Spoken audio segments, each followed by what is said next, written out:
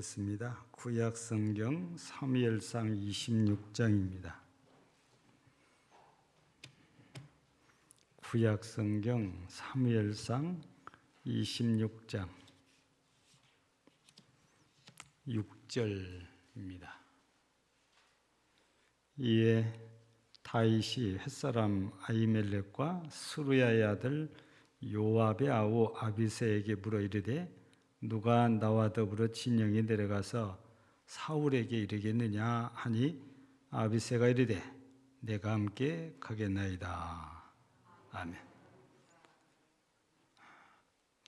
6절만인데 같이 한번 읽지요. 읽고 싶은데 시작. 이에 다윗이 햇사람 아히멜렉과 스루야의 아들 요압의 아우 아비새에게 물어 이르되 누가 나와 더불어 진영에 내려가서 사울에게 이르겠느냐 하니 아비새가 이르되 내가 함께 가겠나이다. 아멘. 자, 다른 나라는 우리가 잘 모르고 피부로 느끼지를 못하고 그냥 뉴스로만 이렇게 듣는 게 일반적이잖아요. 현재 전 세계적인 경제가 어렵다 이렇게 하는 것은 제 말이 아니고 하도 뉴스에서 나와서 하니까 이제 귀에 딱지가 앉을 정도거든요. 근데 이런 일이 생기면 이 대학을 졸업하고 나오는 젊은 세대 취업에 엄청난 영향이 끼치잖아요. 1년이면은 대학을 졸업하고 나오는 이 젊은 아이들이 약 20만 명 정도 되거든요. 근데 정상적으로 재학인애들이 원하는 회사에 들어가는 아이들은 10%도 안 되는 걸로 알고 있습니다. 어쩔 수 없이 가는 애들도 있고 아예 취업을 아예 못하고 대학 2수, 3수 하듯이 취업을 계속 준비하는 아이들도 굉장히 많은 때이지요. 근데 이 회사들이 자기 회사에 필요한 이 직원을 뽑을 때에 나름대로 기준이란 게 있을 거예요.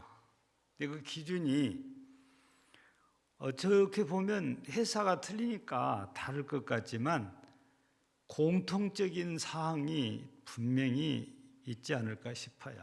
그래서 땅의 사람들이 자기 회사 직원을 뽑을 때 어떤 사람들을 뽑게 될까? 나 같으면 어떤 사람을 뽑을까? 이 객관적인 입장에서 보면 몇 가지 이렇게 생각해 보니까 첫째는 능력 있는 사람인 것 같아요. 다른 말로 바꾸면 실력 있는 사람. 왜 이렇게 능력 있고 실력 있는 사람을 뽑으려고 할까요? 세상의 회사들은 사장이나 회장이 일을 다 할 수가 없어요. 그래서 대신 일해줄 사람이니까 그 일을 할 수 있는 실력을 갖춰야 된단 말이죠. 그래서 회사에서는 어떻게든 점수로 가장 큰 영향을 미쳐요. 그게 실력을 말하는 거니까. 누가 뭐라 해도 필기시험을 제일 잘 치려야 된다 그래요. 필기시험이 높지 않으면 모든 면에서 마이너스가 될 확률이 높으니까. 왜 그런 거 아니? 토탈 점수 통계를 낼 때 나중에 면접을 아무리 잘 봐도 점수가 필기 점수의 차이가 많이 나면 그 점수를 메꿀 수가 없대요. 차이를. 그래서 실력이 굉장히 중요하게 작용을 해요. 그래서 일단은 요즘은 취업에 성공하려면 95점 이상 받지 않으면 불안합니다. 그만큼 요즘은 실력들이 대단해요. 제가 이 고등학생일 때 그때는 이게 우리 보통 지방 공무원이라고 그래요. 이런 데는 시험 봐가지고 들어가는데 평균 60점만 받으면 무조건 합격이겠어요. 지금은 택도 안 나죠. 보통 90점 이상 받지 않으면 어려운 게 지금 공무원 시험이죠. 어디에나 땅에서는 실력을 굉장히 중요하게 여긴 것 같아요. 그 실력을 갖춘 다음에 인성도 보고 충성심도 보는 거지요. 이게 이제 실력으로 뽑은 다음에 면접을 통해서 이 사람의 인성을 확인하게 되고 또 몇 마디의 질문을 통해서 이 사람이 회사에 정말 충성을 하겠나 안 하겠나 이런 것도 살펴보는 게거든요. 그래서 제일 세상에서는 이 사람 뽑을 때 실력을 제일 중요하게 생각합니다. 예. 거기에다가 실력을 갖추고 즉 능력이 있는데 사람이 좋아가지고 회사에서 시킨 대로 한다면 얼마나 회사에서 좋아하겠어요. 그래서 또 하나가 바로 순종하는 사람입니다. 아무리 실력이 있어도 회사에서 시킨 대로 안 하고 지 마음대로 하려고 하면 회사에서 이 사람이 불편해서 못 데리고 있습니다.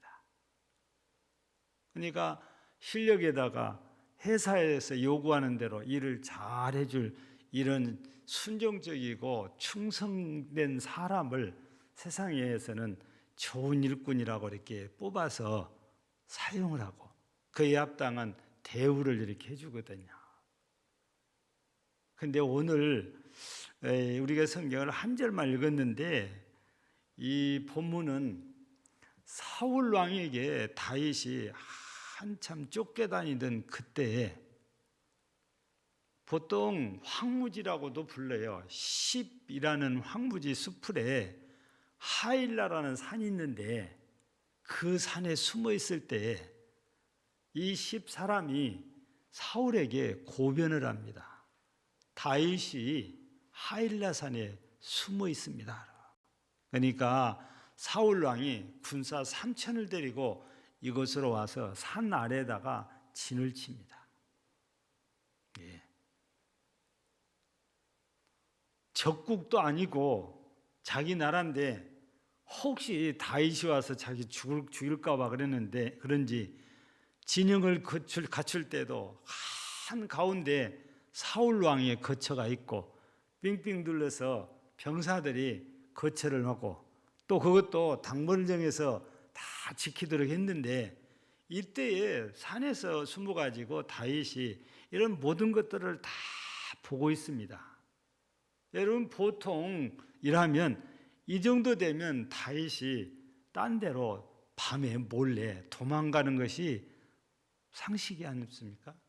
근데 다윗은 도망갈 생각이 하나도 없고 도리어 지금 자기 옆에 두 사람이 있는데 그 두 사람 이름이 오늘 본문에 보니까 아히멜렉과 아비새라는 자기 부하 장수들이 둘 있단 말이에요.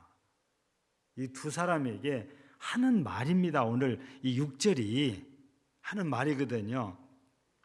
누가 나와 더불어 진영에 내려가서 사울에게 이르겠느냐.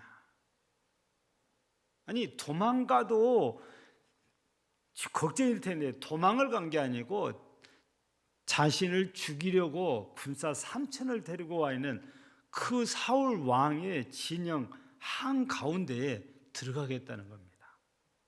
다른 말로 바꾸면 적의 심장부로 들어가겠다는 거예요. 그러면 아차하면 붙들려서 죽을 수밖에 없잖아요. 그러니까 보통으로서는 이해가 잘 안 되는 상황이 지금 만들어졌어요. 다윗이 거기를 가자고 그러니까. 근데 햇사람인 아히멜렉은 아무 말도 안 하고 가만히 있는데 아비새는 뭐라고 답변했습니까? 내가 함께 가겠나이다.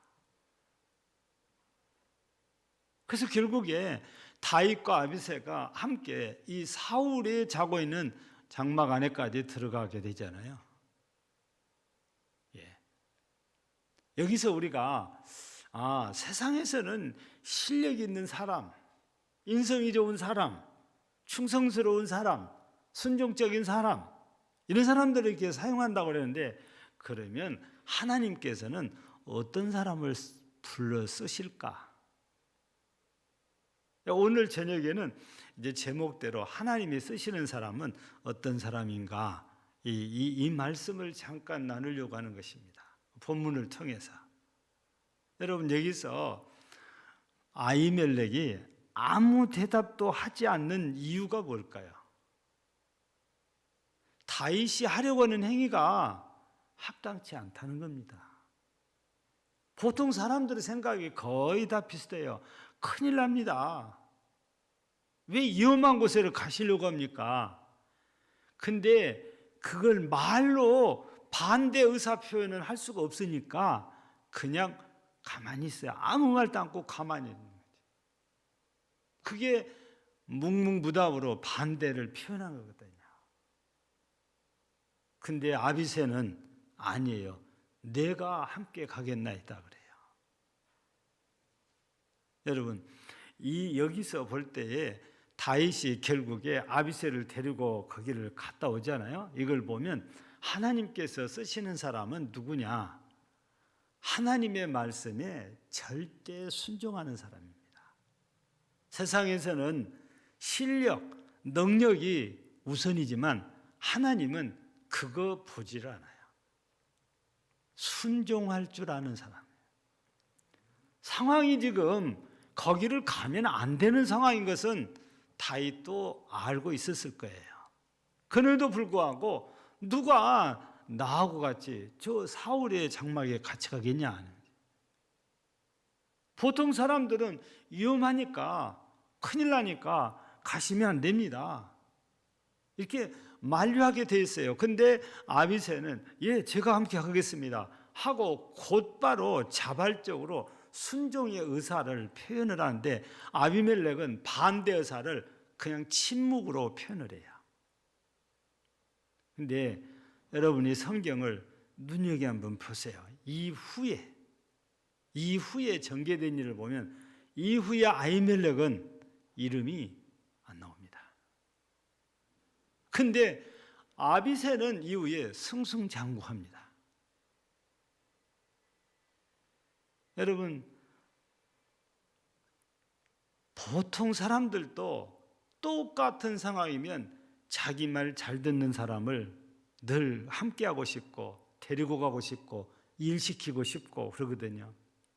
하나님께서도 그거예요. 하나님의 말씀에 절대 순종하는 사람, 환경이나 형편을 고려하잖아요. 무조건 순종하는 사람이에요. 그래서 우리는 하나님의 말씀에는 내 생각이 중요한 게 아니에요. 하나님의 생각이 중요한 거지. 그래서 우리가 이해가 돼도 이해가 안 돼도 순종해야 되는 게 하나님의 말씀이거든요. 상황이 좋아도 나빠도 하나님의 말씀이면 순종해야 되는 거지요. 하나님은 그런 사람들을 사용하시고 귀하게 쓰십니다.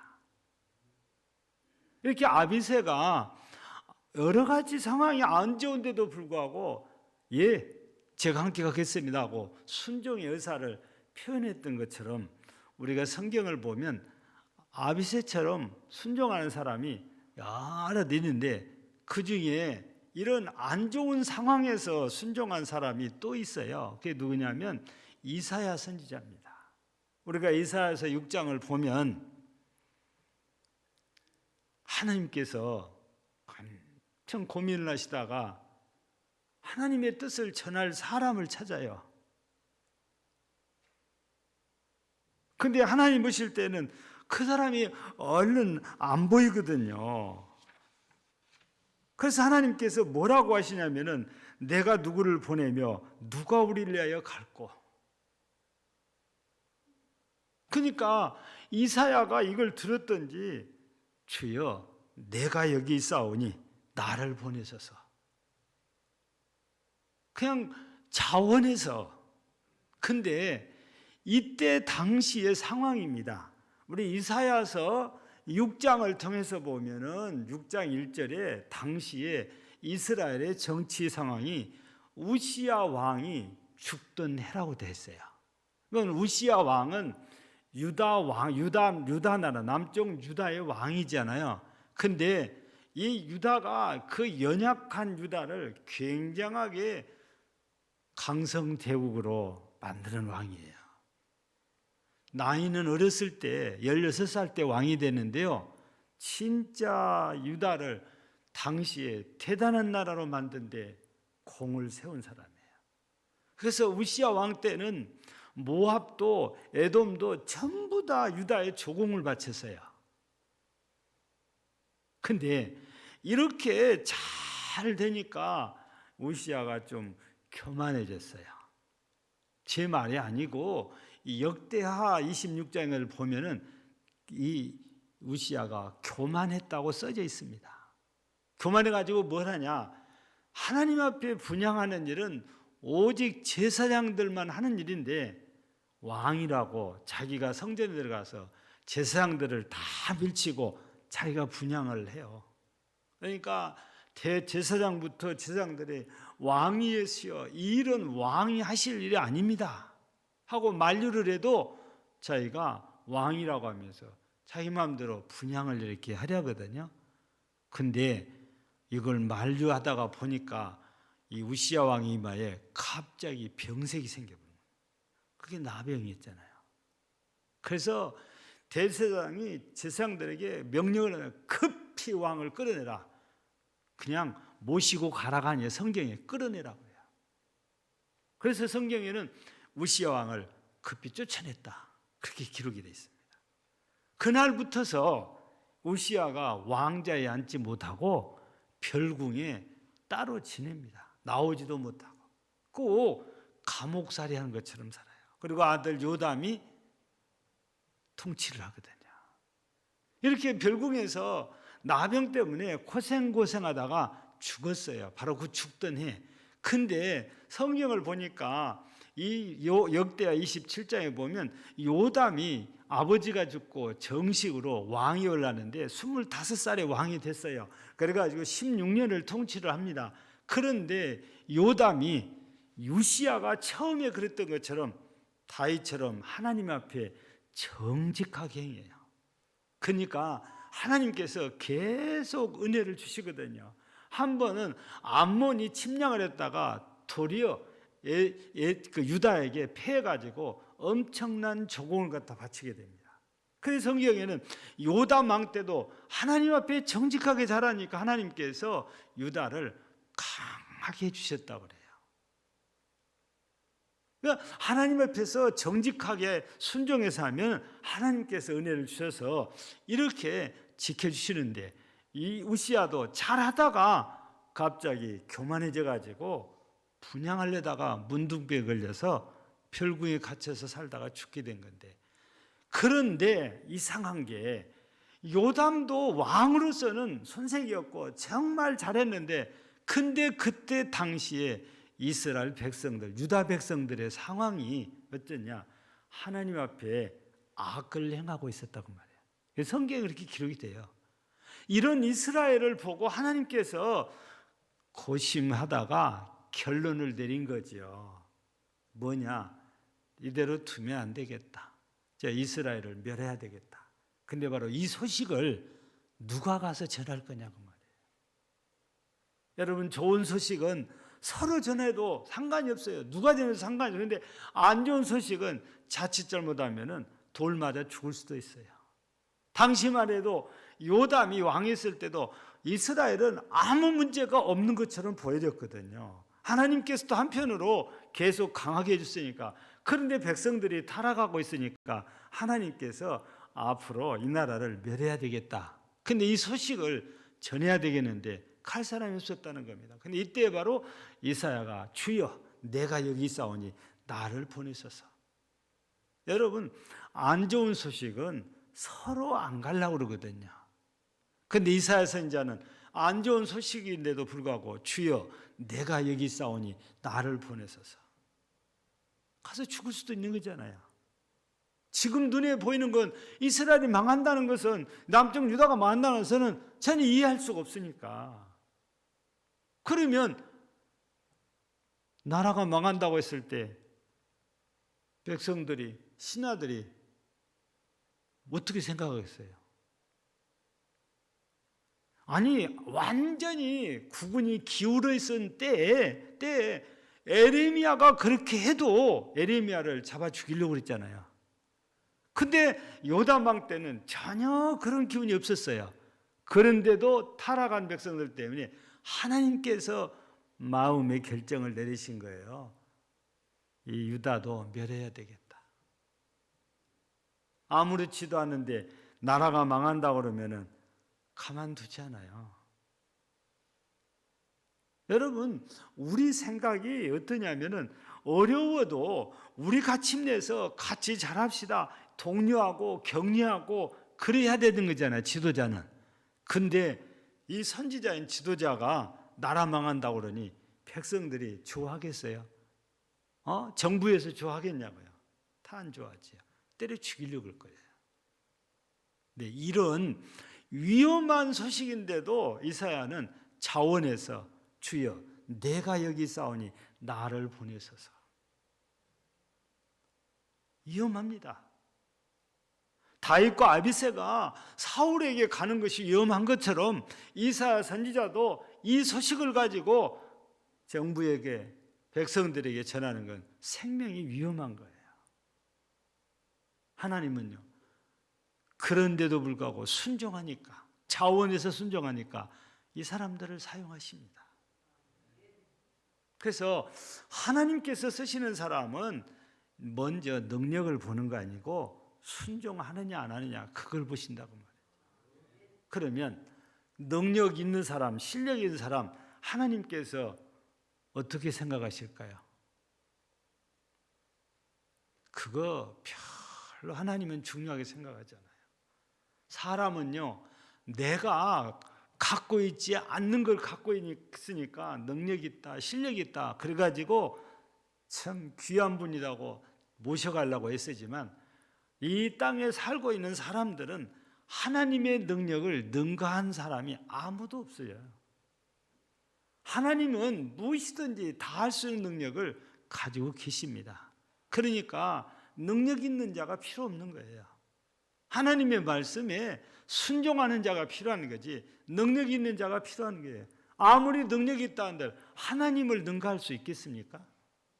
그럴 수는 없잖아요. 여러분, 우리가 능력이 없어도 순종만 하면 하나님께서 능력을 우리한테 부어주셔서 사용하실 수 있는 거예요. 그래서 하나님께는 능력보다 순종이 더 귀한 조건이라고 말이죠. 예. 충성하는 충성심은 땅이나 하늘이나 똑같은 것 같아요. 하나님께서도 충성이라는 말을 우리 성경에서 보면 종종 볼 수 있잖아요. 하나님께 충성하는 사람이 필요해요. 이 충성이란 말이 다른 말로는 힘쓴다는 말로도 우리가 이해를 해요. 예. 이게 하나님의 일에 힘쓴 사람이죠. 이게 하나님께 충성하는 사람입니다. 일꾼이라고 세워놨는데 아무것도 안 하고 있으면은 이건 일꾼이라고 할 수가 없잖아요. 세상에서도, 하나님 나라에서도 일꾼이란 충성하는 일꾼이 필요한 거죠. 그래서 우리가 잘 알고 있는 대로 요한계시록 2장 10절을 보면은 네가 죽도록 충성하라 그래요. 그리하면 뭘 주신다 그래요? 생명의 관을 네게 주신다 그래요. 상급을 주시겠다고 말입니다. 예. 그래서 실제적으로 우리가 이 아비새를 보면, 뒤에 살펴보면 좀 전에 말씀드린 것처럼 아히멜렉이라는 사람은 왕의 뜻을 거역했기 때문에 그 뒤로 이름이 사라지지만, 아비새는 다윗이 귀하게 사용합니다. 이스라엘의 군대의 3분의 1을 지휘할 수 있는 지휘권을 줍니다. 그리고 우리가 성경을 보면 첫 3인, 둘째 3인이라는 말이 나와요. 이게 첫 3인이란 가장 용맹한 사람 3명을 말하거든요. 둘째 사람은 바로 그 뒤니까 4, 5, 6, 6명에 속했는데 그 바로 둘째 사민의 우두머리로 아비새를 세웁니다. 하나님께서 쓰시는 사람은 순종한 사람을 이렇게 귀하게 써주시잖아요. 이게 다른 말로 하면 상급이라고도 말할 수 있는 거죠. 주의를 높여줬으니까 더 존경받게 해줬잖아요. 더 존귀하게 해줬잖아요. 하나님께서도 죽도록 충성하는 자에게 생명의 관을 주신다고 상급을 약속한 것처럼 말이죠. 땅에서도 잘하면 뭘 줍니까? 포상을 줍니다. 그래서 매년 연말 되면은 회사가 장사가 잘 되고 수입이 많아지면 성과금이라고 그래서 따로 월급 외에 돈을 또 주지 않아요. 예. 지금은 그런 회사가 없겠지만 한때는 정말 경기 좋을 때는 성과금이 연봉을 받는 회사도 있었다고 그래요. 연봉이 1억이면 성과금이 1억이에요. 물론 이제 세금이 많이 떨어집니다. 땅에서도 정말 회사의 뜻을 따라서 충성하면 회사에서도 수고했다고, 열심히 일했으니까 잘했다고 이 상급 포상을 주는데 하나님께서도 그렇다고 말입니다. 생명의 관을 주신다고 그랬으니까. 그래서 아비새도 보면 하나님께서 정말 존귀하게 다윗을 통해서 더 주의를 높여서 존귀하게 해주시고 귀하게 사용하시는 모습을 우리가 보고 볼 수 있거든요.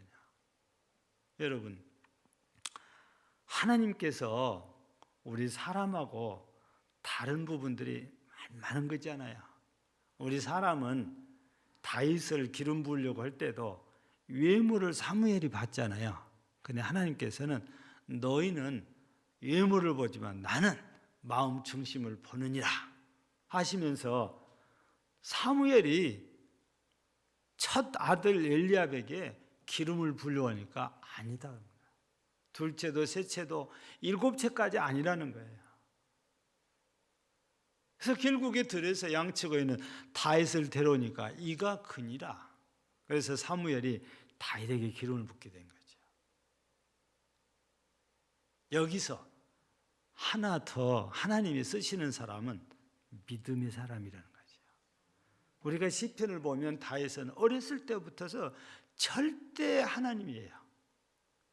여러분 나이가 한 16, 17살 때쯤에 전쟁터에 형님들에게 식량과 옷 갖다 주러 갔다가 골리앗과 싸우잖아요. 근데 외적으로 보면 힘으로는 절대 다윗이 골리앗을 못 이깁니다. 근데 다윗이 나갈 때 힘으로 나간 게 아니에요. 만군의 여호와 이름으로 나가느라 그러죠. 철저하게 하나님의 능력을 믿고 나가는 겁니다. 이게 하나님을 믿는 믿음의 모습이잖아요. 그래서 하나님께서 쓰시는 사람은 하나님을 오전에 예배 때도 말씀드린 것처럼 절대 신뢰하는 사람, 믿음의 사람을 하나님께서 일꾼으로 사용하시는 거죠. 하나님을 믿지 않는 사람은 솔직히 순종 안 해요. 충성 안 합니다. 믿는 사람만이 순종하고 믿는 사람만이 충성하는 거죠. 예. 그래서 우리는 세상과는 다르게 능력이 아니고 순종이 저 우선이고 충성이 우선이고 믿음이 우선인 사람, 이런 사람들을 하나님께서 귀한 일꾼으로 사용하셔서 하나님 나라에 일을 하게 하시고 하나님의 뜻을 이루게 하신다는 사실을 우리가 마음에 새기고 정말 내가 하나님 앞에 존귀하게 쓰임받기로 한다면 무조건 순종하는 사람이 되세요. 하나님을 절대 신뢰하는 사람이 되시고 하나님의 일에는 무조건 충성하는 사람이 되셔서 하나님 앞에 이사야처럼 또 이 아비새처럼 귀하게 쓰임받고 하나님께 영광이 되는 여러분 모두가 되어지기를 주의 이름으로 축복합니다. 하나님 아버지 감사합니다. 이 저녁에 하나님께서 쓰시는 사람이 어떤 사람인가? 오늘 다윗과 아비새의 모습 속에서, 이사야의 모습 속에서 우리가 말씀을 받았습니다.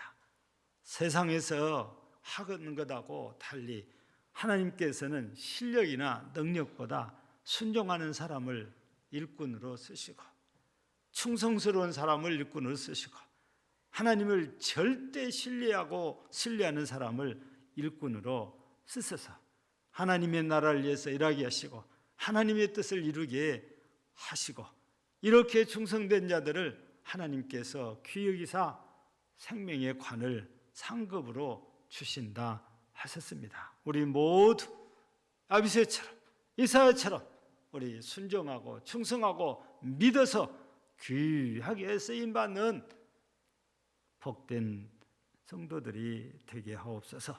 예수님 이름으로 기도하옵나이다.